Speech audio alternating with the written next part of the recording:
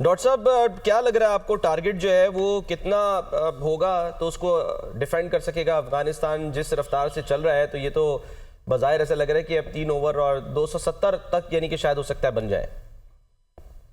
देखिए, हम बारहा एक बात कर रहे हैं कि अफगानिस्तान की बैटिंग ठीक है, डिसेंट है, कही जा सकती है, लेकिन उस हाई क्वालिटी की नहीं है एक्सेप्ट के ऊपर के 3 उनके परफॉर्म करते हैं। देखिए, गुरबाज बिल्कुल आउट ऑफ फॉर्म है, तीसरा मैच है उनका, कुछ नहीं कर रहे और उसके गिर्द बहुत ज्यादा उनकी बैटिंग रिवॉल्व करती है।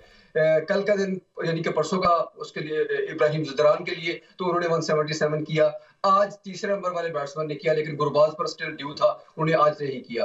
और बहुत की रोल प्ले कर सकते थे, अनफॉर्चुनेट रहे और उसका नुकसान ये हुआ कि सीधा सीधा अभी जब 30 रन तो हमें यही कम नजर आ रहे हैं। जो 300 प्लस होना था तो छोड़ दीजिए, फिलहाल जो 300 से शॉर्ट नजर आ रहे हैं। तो उसकी मेन वजह यही है, अगर आप नीचे देखें तो मिडिल ऑर्डर उनकी हमेशा से स्ट्रगल कर रही है। ये कोई नई बात नहीं है। रहमत शाह हो जाए या उनके कप्तान शहीदी खुद हो जाए या इवन अजमतुल्ला फ्लोटर के तौर पर खेलते हैं, कभी ऊपर भी चले जाते हैं तो वो कुछ रन कर लेते हैं। इवन नबी ने नहीं किए, गुलबदीन ने नहीं किए। तो मिडिल ऑर्डर में अगर आप 4 जो बैट्समैन हैं वो अगर स्कोर नहीं करते तो बहुत टफ हो जाता है। 260 to 70 will be a decent total. Yes, I do agree with Irfan भाई, बट स्टिल वो शायद उनको मैच ना बचा सके। और फिर सबसे बड़ी अहम बात वही होगी कि जब बॉलिंग आएगी तो जो टॉप 10 ओवर्स होंगे उसमें बहुत अहम होगा। और आज मेरा ख्याल है बॉलिंग से ज्यादा कप्तानी का इम्तिहान होगा कि इतने दरमियाने से टोटल के लिए, ना ही बहुत बड़ा टोटल ना ही बहुत छोटा टोटल, उसको डिफेंड करने के लिए अभी तक आप जो है वो कैसी कप्तानी देख रहे हैं स्टीव स्मिथ की? पहले भी रह चुके हैं, फिर जाहिर है वो जो एक पाबंदी लगी उन पे और बड़ा बैड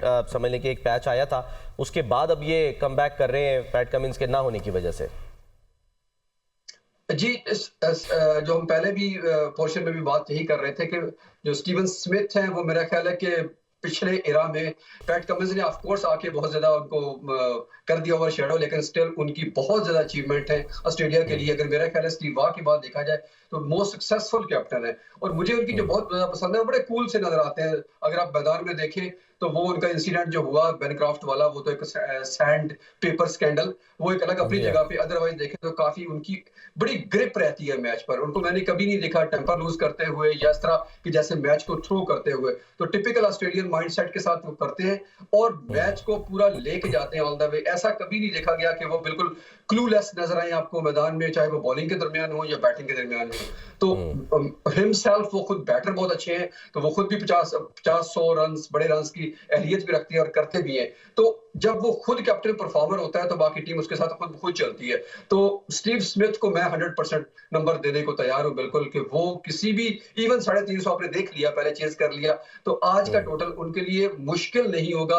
हाँ, डिपेंड करता है कि अफगानिस्तान ऊपर से कैसे छोटे छोटे स्पेल्स में अगर करेगा तो शायद ज्यादा बेहतर रहेगा। अगर वो लंबे स्पेल के लिए चला गया, आउट ना हुआ कोई भी उनके लिए, तो then is gonna be a very difficult situation for Afghanistan, I believe so. अच्छा, अभी कभी हम देख रहे हैं 48वें ओवर का खेल जारी है, 250 रन हो गए 8 विकेटों के नुकसान पे। नॉर्मली तो ये होता है कि जब ऊपर से विकेट्स गिर जाए तो फिर एकदम टीम जो है वो कोलैप्स कर जाती है। यहाँ पर उसका रीज़न जो है वो आपको इनकी जो बैटिंग लाइनअप है वो है, या फिर आपको लगता है कि नहीं ये विकेट ही क्योंकि इतनी बैटिंग फ्रेंडली है तो कोई बात नहीं, अगर आपने थोड़ा सा पेशेंस का मुजाहरा किया तो आप एक आध अच्छी पार्टनरशिप जो है वो बिल्ड कर सकते हैं, चाहे वो छोटी ही सही लेकिन एक मुनासिब पार्टनरशिप हो। देखिए सलमान, इसमें तो कोई डाउट नहीं है कि कज़ाफ़ी स्टेडियम की हमेशा से विकेट जब बैटिंग फ्रेंडली होती है और यहाँ पे बड़े रन्स होते हैं, मतलब इसमें अगर आप ये देखें। और लेकिन सबसे अच्छी चीज़ जो है अफगानिस्तान की कि उनके जो नीचे वाले बैटर्स हैं, जो मतलब उनको बैटर्स तो मतलब वो जो ऑलराउंडर भी नहीं कह सकते, लेकिन बॉलर्स हैं जो उनके, वो इतनी बैटिंग जरूर कर लेते हैं कि वो 20-25 रन की जो है ना वो पार्टनरशिप कम से कम इंटेंट तो दिखा रहे हैं। उनका वही सबसे अच्छी जो चीज है ना, वो गिव अप नहीं कर रहे। वो वही उनको पता है कि ये लास्ट ओवर्स में जो ये 20-25 रन जो ये होते हैं ना, ये बहुत मैटर करते हैं। मतलब देखें कहाँ 250 रन और जहां पे 270-275 हो जाते हैं तो वो डिफरेंस क्रिएट करते हैं। बिल्कुल, तो ये चीज जो है ये बड़ी अच्छी है। यानी आप इससे अंदाजा लगाएं कि यानी पहले जो 10 ओवर थे उसमें इन्होंने एक विकेट गंवाई, 54 रन बनाए। फिर अगले जो 10 ओवर थे उसमें 2 विकेटें हो गई थी, यानी कि एक और खिलाड़ी आउट हो गया था, लेकिन उस 2 विकेटें यानी उन्होंने गंवाई और 40 रन बनाए। फिर जो 21 से 30 थे, यानी कि जो थर्ड था, यानी कि उनका जो स्पेल कह लें, उसमें बगैर किसी यानी कि विकेट के गंवाए इन्होंने 62 रन बनाए और फिर 31 से 40वें ओवर तक इन्होंने 4 विकेटें गंवाई और 43 रन बनाए। और मैं उस वक्त आपसे जब हम ब्रेक में मैच देख रहे थे, मैं ये कह रहा था कि कम से कम एटलीस्ट 50 हो गई है वैसे अजमत की इस वक्त, और देखते हैं कि आगे वो कहाँ तक लेके जाते हैं स्कोर। तो